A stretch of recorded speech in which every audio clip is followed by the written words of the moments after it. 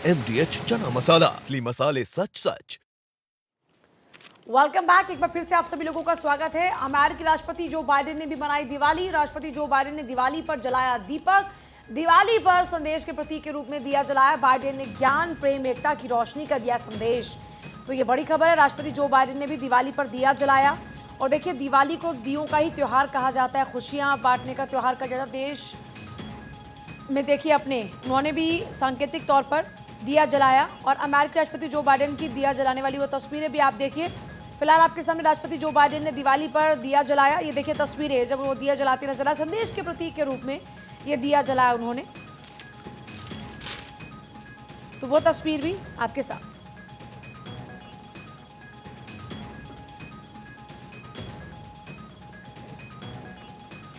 और चलिए अब खबरों में आगे बढ़ते हैं। आपको बता दें कि खुदरा महंगाई दर में गिरावट लगातार तीसरे महीने गिरावट दर्ज की जा रही है। 4.87% रही अक्टूबर में रिटेल इन्फ्लेशन। और ऐसे में खाद्य महंगाई दर भी मामूली गिरावट उसके अंदर देखने को मिली है। अक्टूबर महीने में आपको बता दें कि खाद्य महंगाई दर 6.61% रही। सितंबर में 6.62% रही थी। तो देखिए लगातार कह रहे हैं कि खुदरा महंगाई दर में गिरावट देखने को मिल रही है। लेकिन अगर हम पेरिशेबल गुड्स की बात करें, सब्जियों की बात करें, अभी हाल ही में हमने टमाटर और प्याज के अंदर बहुत ही भयंकर इजाफा देखा था। पूजा, ऐसी हालत हो गई थी। इनफैक्ट हम लोग खुद सलाद तो छोड़िए, सब्जियों के अंदर भी हम प्याज टमाटर नहीं डाल पा रहे थे। देखिए बिल्कुल लोग, आम जनता, गरीब जनता की जेब पर पड़ रहा था डाका, क्योंकि सब्जियां महंगी, खाने पीने का और सामान महंगा। और इस बीच देखिए दीपावली के बाद 60,000 से नीचे आया सोना। आज 348 रुपये गिरकर 59,892 रुपये पर पहुंचे हैं दाम। चांदी 1,016 रुपये कमजोर हुई है, दैनिक भास्कर की खबर है। तो देखिए सोने चांदी की खरीदारी बहुत ज़्यादा बढ़ जाती है दिवाली के मौके पर। अब जब दिवाली का त्यौहार गया है तो ऐसे में सोना चांदी की जो कीमत है उसमें भी गिरावट दर्ज हुई है। चांदी 1,016 तो वहीं सोना 348 रुपये गिरा है और दाम हो गया है 59,000 प्लस। लगातार हमें एक बार उछाल देखने को मिल रहा था पूजा। हम देख रहे थे जैसे जैसे धनतेरस पास आ रही थी, जैसे जैसे दीपावली पास आ रही थी, दाम बढ़ते जा रहे थे। लेकिन अब गिरावट जरूर दर्ज की गई है। विशेषज्ञों की अगर माने तो साल के अंत में सोना 70 टच कर लेगा, ये माना जा रहा है पूजा। चलिए आगे बढ़े। भारत के एफडीआई में गिरावट। अक्टूबर 2023 में 12.14% गिरा एफडीआई गिरकर 1.88 अरब डॉलर रह गया है। सितंबर में 2.14 अरब डॉलर से ज्यादा था एफडीआई। तो देखिए एफडीआई गिरकर 1.88 अरब डॉलर रह गया। सितंबर में 2.14 अरब डॉलर से ज्यादा था एफडीआई। और अब देखिए बात कर रहे हैं तो सितंबर के महीने में 2.14 अरब डॉलर से ज्यादा था एफडीआई। तो ये मार्केट की खबरें भी आप लगातार देख रहे हैं। आप जब एफडीआई की बात कर रहे हैं तो यहाँ पर गिरावट दर्ज हुई है। अक्टूबर 2023 में ही 12.14% एफडीआई गिरा है। और इसी के साथ आगे बढ़ते आपको बता दें कि दिवाली सीजन में रिकॉर्ड तोड़ कारोबार देखने को मिला है। 3.75 लाख करोड़ का हुआ है कारोबार। सीएआईटी का दावा है कि त्योहार में जमकर हुई है खरीदारी और वोकल फॉर लोकल के जरिए हुई है ज्यादा बिक्री। चीन को लगी है 1 लाख करोड़ की चपत। इससे चीन को ये तो समझ आ गया होगा कि उनके बिना भी विश्व के अंदर मार्केट बहुत आसानी के साथ चल सकता है। और भारत ने ये कर दिखाया। इस दीपावली जिस तरह का रिकॉर्ड सेट हुआ है बिक्री के अंदर, ये एक तमाचा है चीन के गाल पर। जिस तरह की नापाक हरकतें चीन भी इतने समय से करता आया है, जिसकी वजह से उसको बॉयकॉट किया गया है, न केवल भारत की ओर से बल्कि अन्य देशों की ओर से भी। और इस दीपावली के बाद पूजा ये माना जा सकता है कि अन्य देश भी लोकल फॉर वोकल को अब प्रमुखता देते हुए नजर आएंगे। देखिए बिल्कुल पीएम मोदी के आह्वान के बाद से लगातार लोगों ने फोकस किया। और अब आगे बढ़ते हुए टाटा स्टील करने जा रही है छटनी। नीदरलैंड में जो 800 एम्प्लॉयज़ हैं उनको निकालने का फैसला कंपनी ने किया है। कंपनी ने स्टेटमेंट में कहा कि यूनिट को रीस्ट्रक्चरिंग करने के लिए ये फैसला लिया गया है। टाटा स्टील करने जा रही है छटनी, जिसमें नीदरलैंड के अंदर 800 एम्प्लॉयज़ को बाहर निकाला जाएगा। कंपनी ने स्टेटमेंट में ये कहा है कि जो यूनिट है उसके रीस्ट्रक्चरिंग के लिए ये फैसला लिया गया है। लेकिन फिलहाल लोगों को झटका ज़रूर लगने वाला है। 800 लोग ज़रा सोचिए बेरोजगार होंगे कंपनी से तौर पर, जिसका असर पड़ता है। और देखिए इस दिवाली शराब की बिक्री में भी तेज़ी देखने को मिली है। 18 दिनों में बिक्री है 3 करोड़ शराब की बोतलों की बिक्री हुई है 2022 में।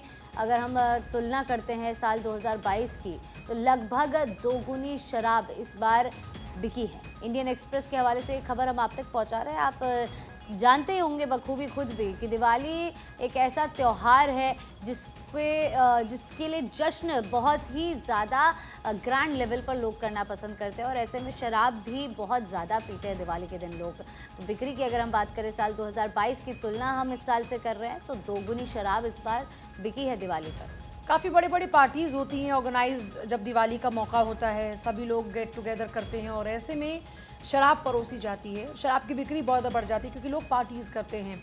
आगे बढ़ रहे देश को बीकानेर वाला स्वाद देने वाले का निधन। बीकानेर वाला के फाउंडर केदारनाथ अग्रवाल का निधन हो गया है। 1950 में अपने भाई के साथ में बीकानेर से उन्होंने बिजनेस शुरू किया था। शुरुआती दिनों में टोकरी में भुजिया बेचते थे, नमकीन बेचते थे और आज देश में बीकानेर वाला चेन की 60 से ज़्यादा दुकानें हैं। 1988 में ग्लोबल ब्रांड बिकानो भी लॉन्च किया गया। इंडियन एक्सप्रेस की यह खबर है। तो ये बड़ी जानकारी है। देश को बीकानेर वाला स्वाद देने वाले जो थे उनका निधन हुआ है। फाउंडर केदारनाथ अग्रवाल का 1950 में शुरू किया था। जरा सोचिए बीकानेर से बिजनेस को, तब टोकरी में चाट बेचा करते थे और आज उनका अच्छा खासा नाम है। और चलिए अब आगे बढ़ते हैं। आपको बता दें कि लोकपाल का बीमा कंपनियों को निर्देश, ग्राहकों को गलत तरीके से पॉलिसी बेचने पर लगाएं रोक।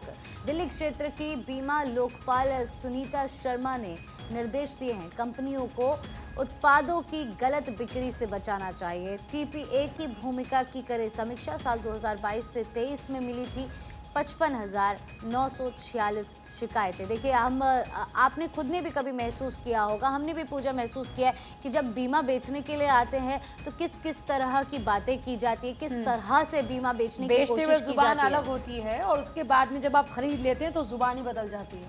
ठीक उसी के ऊपर ये फैसला लिया जा रहा है और बोला जा रहा है कि इसके ऊपर रोक लगनी चाहिए। अब इसके ऊपर आगे मामला कितना ज़्यादा स्ट्रेच होता है और कब ये निर्णय सामने आता है वो देखने वाली बात होगी पूजा।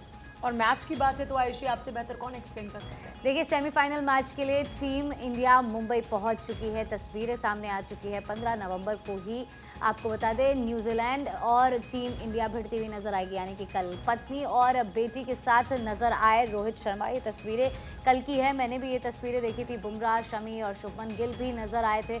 आपको बता दें कि न्यूजीलैंड वर्सेस भारत क्यों बहुत ज़्यादा ज़रूरी हो जाता है। साल 2019 की बात है, साल 2015 में भी हालांकि यही हुआ था कि टीम इंडिया सेमीफाइनल्स तक ठीक एक ही लय में आगे बढ़ती हुई नजर आ रही थी, बिना हारे, बिना किसी हार के टीम इंडिया सेमीफाइनल्स तक पहुंच जाती है। लेकिन सेमीफाइनल्स में ठीक इसी मुकाम पर पहुंचकर न्यूजीलैंड आड़े आती है टीम इंडिया के और हो सकता है कि वैसा मंजर देखने को मिले, लेकिन अब होम ग्राउंड हमारे पास है। लेकिन आपको बताएं कि और देखिए आज क्योंकि जवाहरलाल नेहरू जी का जन्मदिन है, बाल दिवस के रूप में इसे मनाया जाता है। और ये देखिए तस्वीरें, सोनिया गांधी पहुंची हैं पुष्प अर्पित करने के लिए उन्हें, और उनके साथ में मल्लिकार्जुन खड़गे भी नज़र आ रहे हैं। तो आज चाचा नेहरू का जन्मदिन है और उनके जन्मदिन के मौके पर बाल दिवस के तौर पर मनाया जाता है। और देखिए फिलहाल तस्वीरें आपके सामने जब सोनिया गांधी और मल्लिकार्जुन खड़गे पहुँचे हैं और भी कांग्रेस के कई नेता KC वेणुगोपाल भी नज़र आ रहे हैं। तो तमाम बड़े नेता पहुँचे हैं फिलहाल श्रद्धांजलि देने के लिए। तो ये तस्वीरें लगातार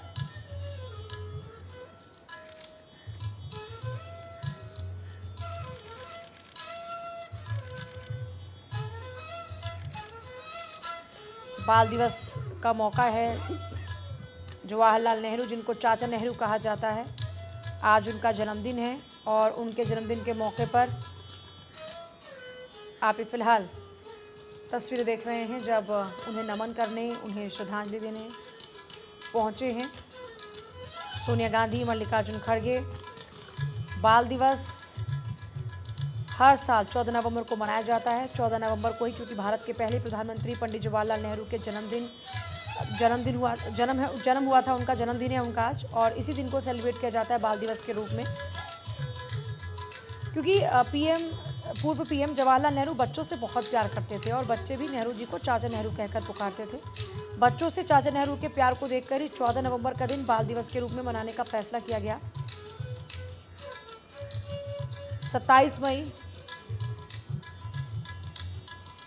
वो तारीख तब उनका निधन हुआ और देखिए अभी उसी साल से सर्वसम्मति से 14 नवंबर के दिन ये तय हुआ कि बाल दिवस मनाया जाएगा और तब से लेकर अब तक लगातार उनके जन्मदिन को बाल दिवस के रूप में मनाया जाता है। तो फिलहाल आज उनके जन्मदिन के मौके पर पार्टी के प्रमुख नेता उन्हें नमन करने के लिए पहुंचे हैं। सोनिया गांधी ने नेहरू को श्रद्धांजलि दी, मल्लिकार्जुन खड़गे ने श्रद्धांजलि दी और खड़गे सहित कांग्रेस के कई बड़े नेता मौजूद रहे, पहुंचे हैं। और चलिए एक बार फिर से पूजा लौटकर आते हैं स्पोर्ट्स के सेगमेंट पे, क्योंकि 15 नवंबर यानी कि कल का दिन बहुत ज़्यादा इंपॉर्टेंट होने वाला है इस वर्ल्ड कप में। Sehwag ICC hall of fame में हुए शामिल। आपको बता दें कि वीरेंद्र सहवाग को मिला खास सम्मान।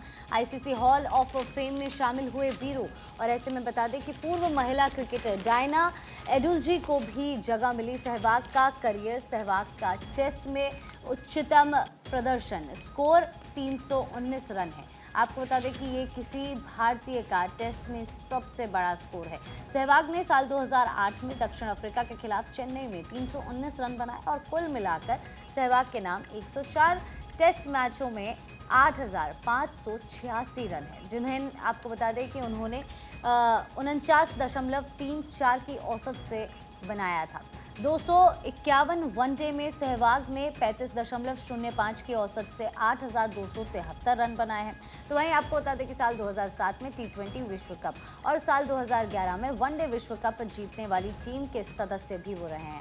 सहवाग ने साल 2011 विश्व कप में 380 रन बनाए थे, तो उनकी शानदार पारी के लिए उनको सम्मानित किया गया। आगे बढ़ते हुए आपको बता दें कि पाक गेंदबाज कोच मोर्ने मोर्किल ने इस्तीफा दे दिया है। वर्ल्ड कप में भारत अफगानिस्तान से हारी टीम और ऐसे में 9 में से 4 मैचों में ही पाकिस्तानी टीम जीत पाई। पाकिस्तान का इस वर्ल्ड कप में जो प्रदर्शन रहा है, आपको याद होगा एशिया कप से पहले पाकिस्तान को एक ऐसी टीम माना जा रहा था कि उनके गेंदबाजों के आगे हर कोई घुटने टेक देगा, लेकिन एशिया कप और उसके बाद अब वर्ल्ड कप में जिस तरह का प्रदर्शन टीम का देखने को मिला है, न केवल उनके आवाम उनसे नाराज़ है बल्कि काफ़ी सख्त यहाँ पर देखिए डिसीजंस लेते हुए उनके क्रिकेट बोर्ड के ऊपर नज़र आ रहे हैं। और एक बार फिर से महिमा का रुख करते हुए, महिमा अगले 2 दिनों की बात अगर करें तो कांग्रेस और बीजेपी के दिग्गजों की रैलियां कितनी रहने वाली है, कहां कहां पर रहने वाली है? पूजा प्रदेश में दूसरे चरण का जो चुनाव है 17 नवंबर को होने वाला है। 15 की शाम को चुनाव प्रचार थम जाएगा और इसी वजह से कांग्रेस पार्टी और भारतीय जनता पार्टी चाहती है कि सभी लोग ग्राउंड पर उतरे और जन जन तक जाए, अपने मुद्दों को पहुंचाए। और यहाँ पर देखिए एक खबर मैं आपको फटाफट से बता देती हूँ। 2 दिनों में कांग्रेस और भारतीय जनता पार्टी ताकत पूरी तरह से झोंकती हुई नजर आएगी। केंद्र के बड़े बड़े मंत्री यहाँ पर पहुंचने वाले, इनफैक्ट खुद केंद्रीय गृह मंत्री अमित शाह भी यहाँ पर पहुंचेंगे और राहुल गांधी, प्रियंका गांधी यहाँ पर आने वाले हैं। आपको फटाफट से मैं बता देती हूँ, रायपुर आने के बाद स्मृति ईरानी की अगर बात की जाए तो जांजगीर चांपा वो जाने वाली है और 12:25 पर सभा उनकी होने वाली है। आज की जानकारी यानी कि आज स्मृति ईरानी यहाँ पर होने वाली है और इसके बाद सभा होगी और अलग अलग जगहों पर लोर भी वो जाएंगी और अंतिम उनका 4 बजे कोटा में यहाँ पर जनसभा होने वाली है। इसके अलावा केंद्रीय मंत्री अनुराग ठाकुर की अगर बात करें तो वो भी आज यहाँ पर आ रहे हैं। 9 बजे आने के बाद वो 11 बजे पत्रकारों से चर्चा, यानी कि अब 9 बजे वो पहुंचेंगे और उसके बाद पत्रकार वार्ता करने वाले। दोपहर 2 बजे बेलतरा में कार्यक्रम, बेलतरा में हम गए थे, इनफैक्ट वहां पर जनता के मुद्दे क्या है, सड़क की समस्या है, पानी की समस्या है और इसी को लेकर के अब फिलहाल केंद्रीय मंत्री अनुराग ठाकुर भी वहां पर पहुंचने वाले लोगों के बीच। असम के मुख्यमंत्री हिमंता बिस्वा शर्मा भी पहुंचेंगे और यहाँ पर उनका दौरा राज्य मैनपुर बालोद में होने वाला है। बात कांग्रेस पार्टी करे, प्रियंका गांधी रायपुर में होने वाली, मैंने आपको ऑलरेडी बता दिया है। और अमित शाह का कल बिलासपुर में रोड शो, यानी कि बिलासपुर में कुल 6 विधानसभा क्षेत्र आते हैं और केंद्रीय गृह मंत्री अमित शाह वहां पर जाने वाले। कांग्रेस पार्टी के वहां पर इस वक्त मौजूदा समय में सिर्फ और सिर्फ 4 विधायक और भारतीय जनता पार्टी के 2 विधायक। ठीक है महिमा, लौटते हैं आपके पास। पलक, अगर आपका हम रुक करना चाहें यहाँ पर, आप बताएं आपके यहाँ से क्या खबरें हैं? आयुषी, अगर हम बात करें मध्य प्रदेश की, यहाँ पूरा इलेक्शन की अगर हम बात करें तो बीजेपी अभी आपने देखा होगा कि आदिवासियों पर सबसे ज्यादा फोकस कर रही है, आदिवासियों को सबसे ज्यादा साधने की कोशिश कर रही है। कल भी आपने देखा होगा किस तरीके से मंच से पीएम मोदी आदिवासियों को लेकर संबोधित करते हुए नजर आए। आने वाले कल यानी 15 तारीख को कल झारखंड जाने वाले हैं। बिरसा मुंडा के धरती से वहां पर आदिवासियों को साधने का काम करेंगे। अगर हम बात करें कल की, तो कल भी पीएम मोदी कांग्रेस को निशाना साधते हुए नजर आए आदिवासियों को लेकर। उन्होंने कहा कि कांग्रेस ने आदिवासियों के लिए कुछ नहीं किया, क्योंकि आयुषी आदिवासी एक निर्णायक भूमिका मध्य प्रदेश में तय करते हैं। अगर आप छिंदवाड़ा साइड जाएंगे तो पूरा इलाका वो आदिवासी वाला इलाका है। अगर आप इस तरफ आएंगे तो आदिवासियों का फैक्टर सबसे ज्यादा मजबूत करने की कोशिश कर रही है बीजेपी। यहां तक कि पीएम मोदी ने यह भी कहा मन से कि कांग्रेस ने आदिवासियों को सम्मान नहीं दिया और इसलिए अब 15 यानी कि कल प्रधानमंत्री मोदी बिरसा मुंडा की धरती से यहां पर आदिवासियों के लिए योजना की शुरुआत करने वाले हैं। आदिवासियों ने संस्कृति की रक्षा, आजादी की लड़ाई में बलिदान दिया और कांग्रेस ने कभी सम्मान नहीं दिया, ये पीएम मोदी द्वारा कहा गया। हालांकि अगर हम बात करें कांग्रेस की, तो कांग्रेस भी बयानबाजी में बिल्कुल पीछे नहीं है। कल जब भोपाल राहुल गांधी आए हुए थे, यहां से राहुल गांधी ने कहा कि सबसे ज्यादा भ्रष्टाचार अगर कहीं है तो वो है मध्य प्रदेश में। अगर जब मध्य प्रदेश में इतना भ्रष्टाचार है तो यहां पर ईडी क्यों नहीं आती, ये राहुल गांधी की तरफ से कहा गया। उन्होंने ये भी कहा नीमच, अभी हाल ही में मैं भी नीमच गई थी जब प्रधानमंत्री मोदी नीमच आए हुए थे। राहुल गांधी ने कल नीमच का जिक्र किया। उन्होंने कहा कि नीमच में प्रधानमंत्री ने झूठ बोला, एक भी उद्योग लगा हो तो बताया। तो कुल मिलाकर दोनों ही तरफ से बयानबाजी चल रही है। लोक भवन वायदे किए जा रहे हैं ताकि जनता उन्हें पसंद करे और उन्हें अपनाए। बीजेपी की पूरी कोशिश होगी फिर से सत्ता में वापसी करे और कांग्रेस भी अपनी पूरी कोशिश में है। हर कोई यही कोशिश कर रहा है कि जो सत्ता में है वो सत्ता में बने रहें, जो सत्ता में नहीं है वो सत्ता में वापसी की कोशिश कर रहे हैं। आप दोनों का शुक्रिया फिलहाल हमारे साथ जुड़ने के लिए। तो देखिए, वहाँ के स्थानीय जो अखबार हैं वहाँ पर किन खबरों का जिक्र है, कौन कौन से विषय हैं, सियासी समीकरण को किस तरीके से समझाया जा रहा है, उन पर बात की दोनों ने। और मैं और आयुषी लगातार स्टूडियो से आपको अपडेट कर रहे हैं हर खबर से। सरगुजा से देखिए महिमा लगातार बता रही थी। इस बीच जो और बड़ी खबरें हैं उनका रुख कर लेते हैं। बेंगलुरु में बीजेपी ने बनाई है रैली की योजना। विधानसभा चुनाव हारने के बाद पहली रैली उत्साहित करने के लिए बनाई रैली की योजना, अपने कैडर के लिए रैली प्लान। पार्टी प्रदेश अध्यक्ष के बदले की तैयारी, उनको बदलने की तैयारी की जा रही है और VY विजयेंद्र की नियुक्ति के साथ बदलेंगे गियर। जेपी नड्डा या अमित शाह हो सकते हैं रैली का हिस्सा। ये देखिए ईटी की खबर है, तो ये बड़ी जानकारी है बेंगलुरु से, क्योंकि देखिए आपने जाना कि कर्नाटक का चुनाव मिस हो गया बीजेपी के हाथ से और उसके बाद से लगातार बीजेपी स्ट्रैटेजी मेकिंग पर काम कर रही है। विधानसभा चुनाव भले ही मिस हो गया हो, लेकिन 2024 के लोकसभा चुनाव की तैयारी अभी से हो रही है। विधानसभा चुनाव हारने के बाद ये पहली रैली होने जा रही है। आयुष, चलिए इसी के साथ आगे बढ़ते हुए आपको बता दें कि बीजेपी सहयोगी अजित पवार ने शिकायत की है फंड भेदभाव, कैब विस्तार में देरी की शिकायत यहाँ पर की है। एनसीपी विधायक के खिलाफ भेदभाव की शिकायत यहाँ पर सामने आई है। बीजेपी आलाकमान से शिकायत की गई है, ये भी ईटी के हवाले से हम आप तक खबर पहुंचा रहे हैं। और देखिए देर रात तक जागने से डायबिटीज का खतरा बढ़ता है। खतरा 20% ज्यादा बढ़ जाता है। आईसीएमआर के मुताबिक देश में 10 करोड़ लोगों को डायबिटीज है और अगर आप देर रात तक जागते हैं तो देर रात तक जागने का आपके स्वास्थ्य पर पड़ेगा असर। यानी डायबिटिक हैं तो देर रात तक मत जागिए, क्योंकि अगर आप देर रात तक जागते हैं तो ऐसी सिचुएशन में आपका स्वास्थ्य और ज्यादा खराब हो सकता है। अभी हाल ही में एक रिपोर्ट सामने आई थी कि अपनों के साथ रहिए, मिल बांटकर बात कीजिए, उनके साथ फेस्टिवल मनाइए तो आप ज्यादा जिएंगे। एक रिपोर्ट ने ये कहा और अब एक रिपोर्ट ये कहती है कि डायबिटिक है तो ज्यादा देर तक मत जागिए वरना आपकी हालत और खराब हो सकती है। और चलिए इसी के साथ आगे बढ़ते हुए आपको बता दें कि सिनेमा हॉल में आतिशबाजी ना करें फैंस, ये सलमान के द्वारा कहा गया। सलमान खान की फैंस से अपील कि आतिशबाजी सिनेमा हॉल के अंदर ना करें। नासिक में फिल्म टाइगर 3 की स्क्रीनिंग के दौरान आतिशबाजी पर सलमान खान की अपील सामने आई है। सोशल मीडिया पर लिखा, सिनेमा हॉल में आतिशबाजी ना करें फैंस। पुलिस ने 4 लोगों को हालांकि हिरासत में लिया है। थिएटर मालिक को पूछताछ के लिए भी पुलिस ने नोटिस भेज दिया। ये तस्वीर अभी आपने देखी सोशल मीडिया पर धड़ल्ले से वायरल हो रही है। टाइगर 3 की स्क्रीनिंग के दौरान जब सलमान खान की एंट्री होती है तो कुछ लोगों ने आतिशबाजी थिएटर के अंदर करते हुए पटाखे फोड़े, जिसके ऊपर सलमान खान ने अब सोशल मीडिया के जरिए ही अपने फैंस से ये अपील की है कि थिएटर्स के अंदर आतिशबाजी ना करें। लेकिन देखिए आपने खुद भी कभी मूवी देखने गए तो आपको पता होगा कि पॉपकॉर्न तक ले जाने के लिए, खाना तक ले जाने के लिए आपको रोका जाता है। पहुंची थी आयुषी, बिल्कुल मैं यही वीडियो देख के पहुंची थी। मैं यही वीडियो देख के पहुंची थी। मैं ये जानना चाहती थी कि जहां हमें पॉपकॉर्न और खाने के लिए रोक दिया जाता है तो ऐसे में लोग पटाखे अंदर लेकर जा रहे हैं। बिल्कुल, आप माचिस लाइटर लेके जा रहे हैं, पटाखे लेके जा रहे हैं, वो अलाउ कैसे किया गया? खैर इसी को लेकर अब पूछताछ के लिए पुलिस ने नोटिस भी भेजा है। खबरों में आगे बढ़ते हैं पूजा। और देखिए भारतीय छात्रों की पहली पसंद है अमेरिका। अमेरिका में भारतीय पीजी छात्रों की संख्या बढ़ी है। 2022-23 में छात्रों की संख्या में 63% का इजाफा हुआ। 14 सालों में पहली बार चीन को भी हमने पछाड़ दिया। इंडियन एक्सप्रेस की खबर है और इससे पहले भी हम ये खबर आपको बता रहे थे, जिसमें हमने बताया था आपको कि कैसे हमने चीन को पीछे छोड़ दिया है और अमेरिका पहली पसंद है। छात्रों के 63% इजाफा हम देख रहे हैं। और चलिए खबरों में आगे बढ़ते हुए बता दें कि जामिया की पहली महिला वीसी रिटायर हो गई हैं। जामिया यूनिवर्सिटी की वीसी नज़मा अख्तर सेवानिवृत्त। नज़मा अख्तर ने साल 2019 में पदभार ग्रहण किया था और ऐसे में बता दें कि वर्षों से लंबित फैकल्टी प्रमोशन उनकी उपलब्धि रही।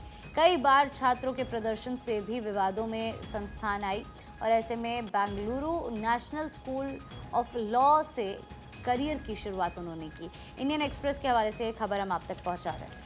और दिल्ली कटरा एक्सप्रेसवे मुआवजे का पेच, लुधियाना कपूरथला अमृतसर में पेच 2025 के बाद होगा पूरा। इस एक्सप्रेसवे का 399 किलोमीटर हिस्सा पंजाब में। किसानों का कहना यह है कि कम कीमत दी जा रही है, जमीन की बाजार की कीमत से कम दी जा रही है और अमृतसर में जमीन देने से किसानों ने इनकार कर दिया। गुरदासपुर में 30% जमीन का मामला अटका हुआ है। जालंधर में काम 1 साल की देरी से शुरू हुआ था। दैनिक भास्कर की खबर है और क्योंकि मेरे पास दैनिक भास्कर ही है और जब मैं ये देख रही थी तो मैंने ये पूरा का पूरा आर्टिकल यहाँ पर देखा। दिल्ली कटरा एक्सप्रेसवे का जिक्र यहाँ पर है फ्रंट पेज पर ही और उसमें लिखा लुधियाना कपूरथला और अमृतसर में मुआवजे का पेच फंसा। 2025 के बाद ही अब ये जो पूरा प्रोजेक्ट है वो पूरा हो पाएगा। और चलिए इसी के साथ यहाँ पर वक्त हो गया एक बहुत ही छोटे से ब्रेक का। कहीं मत जाइएगा, फौरन लौटेंगे, लेकिन उससे पहले नजर सुर्खियों पर।